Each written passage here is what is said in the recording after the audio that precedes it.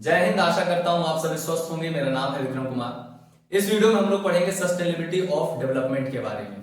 इससे पहले लगभग हमने पूरा चैप्टर खत्म कर लिया। ये लास्ट टॉपिक हमारे चैप्टर का। इसके बाद ये चैप्टर भी पूरी तरह से फिनिश हो जाएगा। डेवलपमेंट क्या होता है, डेवलपमेंट के डिफरेंट डिफरेंट गोल्स क्या क्या है, किस तरह से डेवलपमेंट किसी के लिए डिस्ट्रक्टिव भी हो सकता है, क्या इनकम ही एक सिर्फ डेवलपमेंट गोल है या इनकम के अलावा भी अदर क्राइटेरिया भी डेवलपमेंट गोल में कंसीडर किए जाते हैं, क्या होता है पब्लिक फैसिलिटी, कैसे हम कंपेयर करते हैं स्टेट और कंट्रीज को, क्या होता है average income, per capita income और उसकी लिमिटेशन, पब्लिक फैसिलिटीज क्या क्या होती है, ये सारी चीजें हम पढ़ के अब लास्ट टॉपिक पे है सस्टेनेबिलिटी ऑफ डेवलपमेंट। सस्टेन करना, लंबे समय तक बने रहना, टिके रहना। आपने टेस्ट मैच देखा होगा, यूजुअली जब जो टीम हारने लगती है तो उसके बैट्समैन क्या करते हैं, सिर्फ और सिर्फ डिफेंस करते हैं।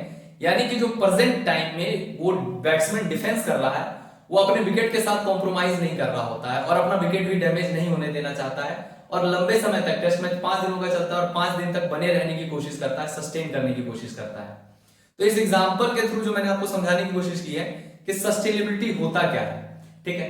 विदाउट डैमेजिंग योर एनवायरमेंट, आप अपने पर्यावरण को जो वर्तमान में आपका एनवायरमेंट है उसे बिना डैमेज किए हुए और डेवलपमेंट के साथ जो आज की प्रेजेंट नीड है उसको भी कॉम्प्रोमाइज नहीं करते हुए अपने फ्यूचर जनरेशन के लिए, जो भी आपका आने वाला पीढ़ी है उसके लिए, जब आप अपने रिसोर्सेज को कंजर्व करते हैं, प्रिजर्व करते हैं, तो इसे सस्टेनेबिलिटी ऑफ डेवलपमेंट यानी सस्टेनेबिलिटी कहलाता है, ठीक है। ओवरऑल डेफिनेशन पे चलते हैं। डेवलपमेंट में that meets the need of present without compromising, जो प्रेजेंट में आपकी नीड्स है, क्योंकि देखिए डेवलपमेंट करने के लिए हमें रिसोर्सेज की आवश्यकता होगी और रिसोर्सेज कहां से मिलेंगे, जब हम उसका एक्सट्रैक्शन करेंगे, जब उसका हम इस्तेमाल करेंगे, जब वो रिसोर्स का यूटिलाइजेशन करके हम डेवलप कर सकते हैं आपको अपने आप को। तो प्रेजेंट टाइम में जो हमारी नीड्स है उसके साथ कॉम्प्रोमाइज ना करते हुए the ability of future generation to meet their own needs, और ये भी देखना है कि फ्यूचर जनरेशन के लिए भी हमें कुछ बचा के रखना है, कुछ मतलब कि उसका ओवर एक्सप्लॉयटेशन ना हो, जुडिशियल वे में हम रिसोर्सेज का इस्तेमाल करें ताकि हो क्या कि आज जो हमारे प्रेजेंट डे में नीड है उसका भी पूरी तरह से फुलफिल हो जाए, वो भी पूरी तरह से फुलफिल हो जाए और नेक्स्ट जनरेशन के लिए भी सारी चीजें बची रहे।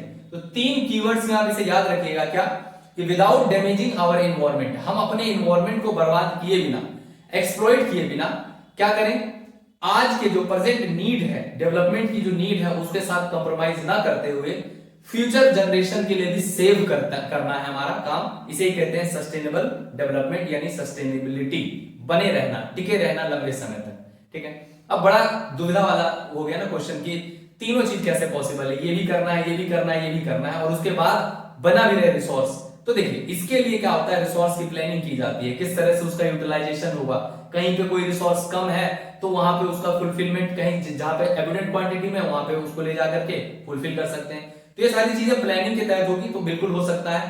कंजर्वेशन के मेथड से हो सकता है कि जितना हो सके हम जुडिशियल वे में यूज करें, ओवर एक्सप्लॉयटेशन ना करें, ठीक है। तो इन सभी मेथड को यूज करके हम इन सभी चीजों को सस्टेन कर सकते हैं लंबे समय तक के लिए रिसोर्सेज को, ठीक है। तो आई होप कि सस्टेनेबिलिटी ऑफ डेवलपमेंट मतलब क्या होता है, सस्टेन मतलब क्या होता है आपको समझ में आया होगा। अब देखिए सस्टेनेबिलिटी के लिए चैलेंजेस बहुत हैं कि इस लंबे समय तक आप अपने रिसोर्सेज को कैसे प्रिजर्व करेंगे, क्योंकि आज प्रेजेंट डे में जो हमारी नीड है, वाटर की रिक्वायरमेंट है, क्रूड ऑयल की रिक्वायरमेंट है, तो इसको तो फुलफिल करना होगा क्योंकि हमारे पास व्हीकल्स हैं, व्हीकल्स भी पानी से चलेंगे नहीं और पानी का consumption day by day irrigation के लिए चाहिए हमें, इंडस्ट्रीज बढ़ रहे हैं उसके अंदर चाहिए हमें, तो ओवरऑल पानी का कंजम्पशन भी बढ़ता रहेगा, पॉपुलेशन डे बाय डे बढ़ रहा है। तो चैलेंजेस बहुत सारे हैं सस्टेनेबिलिटी डेवलपमेंट को मेंटेन करने के लिए, यानी कि डेवलप भी होना है और लंबे समय तक रिसोर्सेज को सस्टेन भी करवाना है। तो बहुत बड़े चैलेंजेस हैं। क्या चैलेंज है उसको समझिएगा।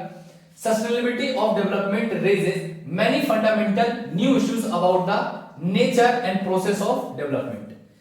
प्रोसेस ऑफ डेवलपमेंट का मतलब है जब विकास की प्रक्रिया चल रही है तो ऑब्वियस सी बात है हम रिसोर्स का कंजम्पशन करेंगे, रिसोर्स का खपत होगा। सपोज दैट मान लीजिए कि इंफ्रास्ट्रक्चर का डेवलपमेंट हो रहा है तो हमें सीमेंट चाहिए होंगे, हम उन सीमेंट से ही इंफ्रास्ट्रक्चर का डेवलपमेंट कर सकते हैं।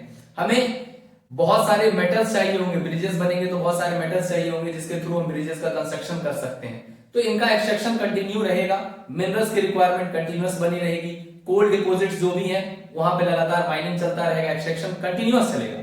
अब इसके कारण कभी ना कभी तो ये रिसोर्स जो है ये खत्म होंगे ही, आज ना हो 50 साल के बाद हो, 100 साल के बाद हो, 150 साल के बाद हो सकता है हमारे बाद हो, लेकिन ये रिसोर्स कभी ना कभी खत्म होंगे। तो डेवलपमेंट में सबसे बड़ी इंपॉर्टेंट चीज है कि डेवलपमेंट के प्रोसेस में जो कंजम्पशन है रिसोर्सेज का, जो संसाधनों का खपत है, वो कंटिन्यूअस बना रहेगा।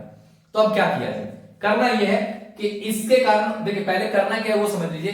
करना यह है कि इसे जुडिशियल वे में यूज किया जाए। इसे न्यायपूर्ण तरीके से इस्तेमाल करने से क्या होगा कि लंबे समय तक ये प्रिजर्व रहेंगे, लंबे समय तक सस्टेन कर पाएंगे। अब इसके कारण प्रॉब्लम क्या होगा कि कंजम्पशन ऑफ रिसोर्स के कारण डिप्लीशन ऑफ रिसोर्स होगा, रिसोर्सेज का डिप्लीशन भी होगा। तो इसीलिए हमें मेथड यूज करना है सस्टेनेबिलिटी ऑफ डेवलपमेंट का। दो एग्जांपल दिए हुए हैं आपकी बुक में, ग्राउंड वाटर और ground water in India and case of crude oil. इसको समझिएगा क्या है। सबसे पहला एग्जांपल है ग्राउंड वाटर इन इंडिया। बहुत स्कार्सिटी होने वाली है पानी के आने वाले समय में। आज जब मैं ये वीडियो शूट कर रहा हूं तो लगभग 46 डिग्री सेल्सियस टेम्परेचर है। जिस सिटी से मैं शूट कर रहा हूं ये वीडियो 46 डिग्री सेल्सियस टेम्परेचर है। ना कोई पंखा काम करेगा, ना कोई एसी काम करेगा। कितनी भी एसी आप लगा लीजिए, इन्वायरमेंट को प्रिजर्व करना ही हमारे पास एक सॉल्यूशन है। पेड़ लगाना ही हमारे पास एक सॉल्यूशन है। इसे कंजर्व करना ही हमारे पास एक सॉल्यूशन है। अदरवाइज कितने भी आप कहीं भी चले जाइए, कितनी भी एसी लगा लीजिए, कोई मसला हल नहीं होने वाला है। सीरियसली लेना चाहिए क्योंकि जो क्लाइमेट चेंज हो रहा है बहुत बड़ा ही ड्रास्टिक है। आने वाले समय में बहुत दिक्कत होने वाला है। इस चीज को वो लोग गौर कर सकते हैं जो इन्वायरमेंट के प्रति ज्यादा सजग है। आप वाटर को कंजर्व नहीं कर रहे हैं, वाटर रिसोर्सेज को डेली बाय डेली एक्सप्लॉइट कर रहे हैं। पॉपुलेशन तो डे बाय डे बढ़ रहा है, पॉपुलेशन बढ़ेगा, डेली इंफ्रास्ट्रक्चर का डेवलपमेंट हो रहा है, नए नए मकान बन रहे हैं। मकान बनेंगे तो सारा का सारा जो ग्राउंड है यानी कि जो मिट्टी है सॉइल, उसके ऊपर सीमेंटेड होगा। वाटर का इन्फिल्ट्रेशन कम होगा, ग्राउंड वाटर का रिचार्ज जो लेवल है वो कम होता जाएगा क्योंकि ग्राउंड वाटर तक पानी पहुंचेगा नहीं, इन्फिल्ट्रेट नहीं करेगा।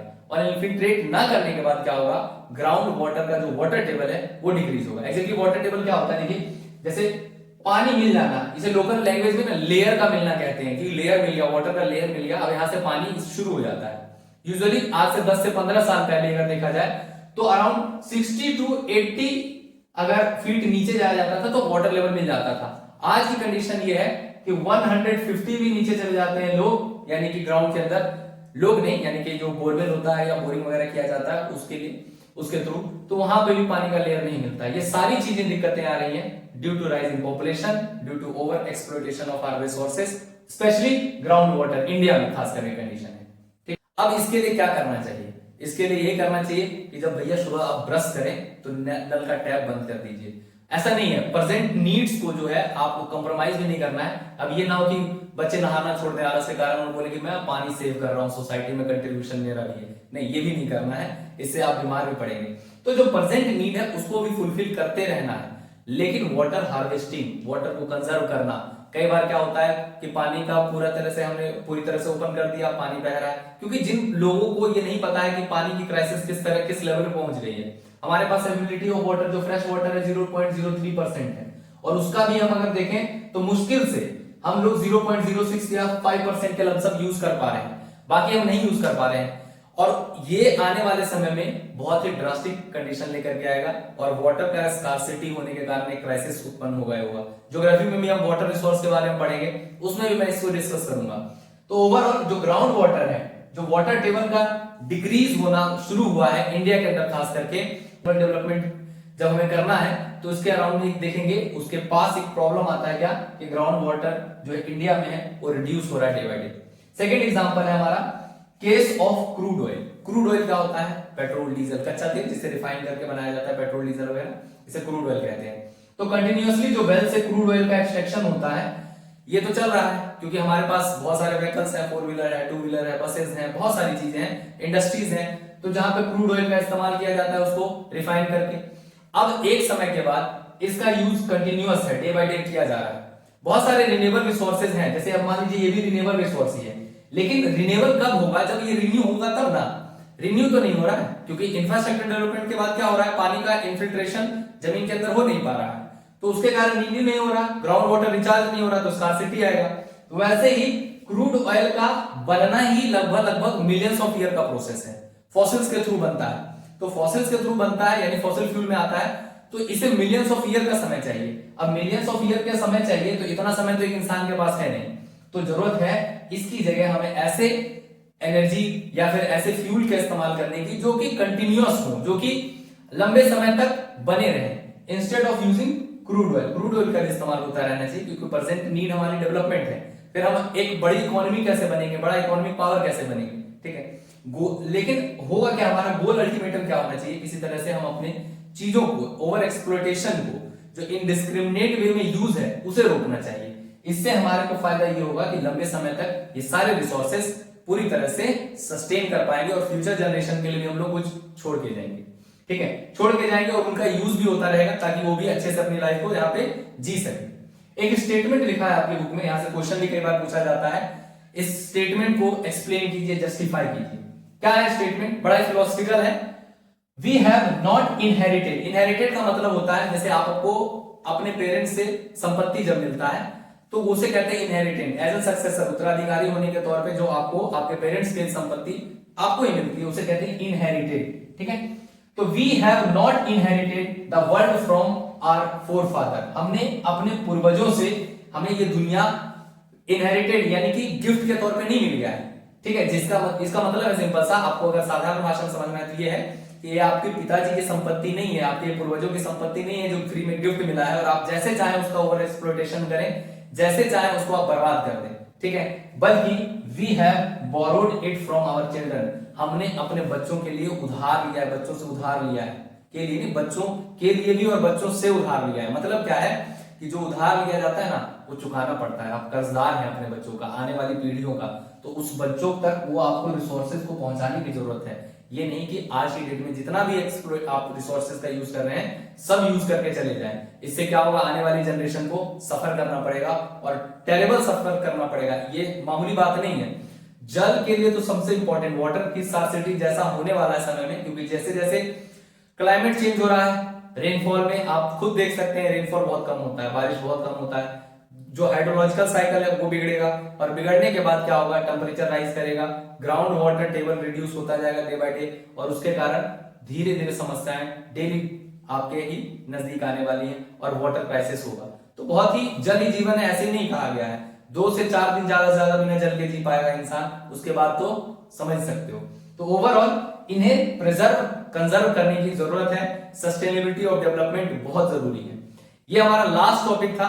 आई होप सिर्फ इसे पढ़ने के लिए ना पढ़ें, इससे कुछ आप अपने लिए इंप्लीमेंट कर सकें अपनी सोसाइटी में या अपने लेवल पे, तो वो बेहतर होगा, क्योंकि ये सिर्फ पढ़ने के लिए नहीं टॉपिक है, इससे कुछ सीखने की जरूरत है कि हम कैसे एटलीस्ट अपने लेवल पे, क्योंकि अपने लेवल पे जब आप करना शुरू करेंगे तो हो सकता है आपके अगल बगल में जो सोसाइटी में लोग रहते हैं वो भी इस चीज को अपनाएंगे और उससे हो सकता है उस सोसाइटी को भी बेनिफिट हो। तो सिर्फ पढ़ने के लिए नहीं बल्कि इसे पर्टिकुलर आप अपने जीवन में इस्तेमाल कीजिए, क्योंकि लंबे समय तक हमें भी सस्टेन करना है, आपको भी सस्टेन करना है।